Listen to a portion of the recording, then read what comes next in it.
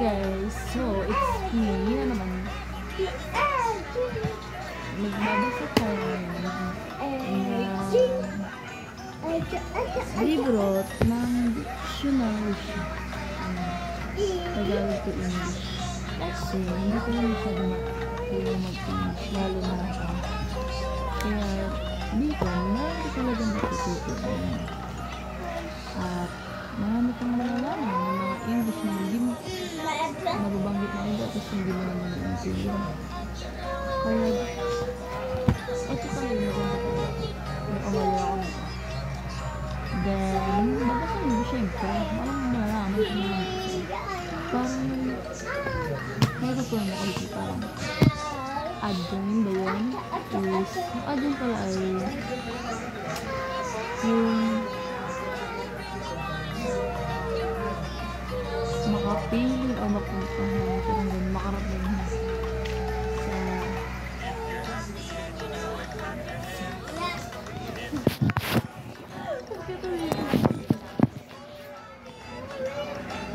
sorry. So, yan. Nawala tuloy ako pa. Sumusunod. Hindi ko bakit. I-ins na ako nito. Then, yan nga. Sabi ko sa inyo, diba? Sige, maghanap pa tayo dito na.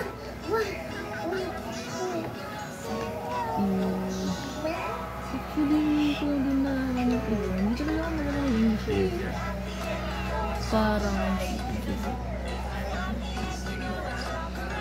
Parang siguro 100 parang 1 to parang 5 to 9% ako marunong ng English. So nakakalimutan naman ako.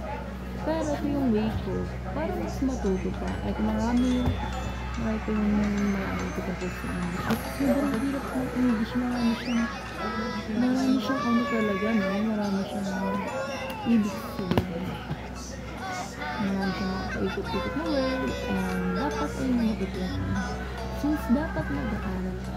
Kasi dapat talaga yung talaga dapat yung sorry guys. Naano kasi ako sa may TV. Parang kayo na kasi parang kumakanta kasi kayo na aatok yung sorry guys. So yun nga, balik kayo dito sa TV sa Paris. So, hindi kayo mo English, hindi kayo ganun kabasa like me. Pwede kayo gawin ng ganitong ito talaga, recommended talaga sa mga gumawa. Kasi dictionary ko guys, dictionary ko. Parang dito ako na paalam na hindi ko para tututunan sa bawang bahay. Siyempre, hindi mo tayo ganun katalino. Hindi mo katalino. Ngayon, matalino talaga yung sila. Pero kaya, yung mga hindi mo siya namalino. Talaga sa guys. So, yun. Magbasahan ko pa yung isa dito. Parang,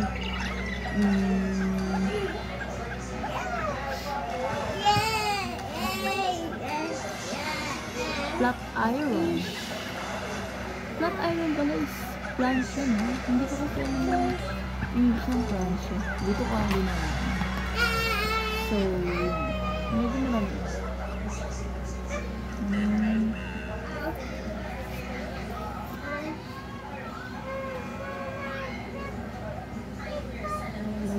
Mga tayo lang.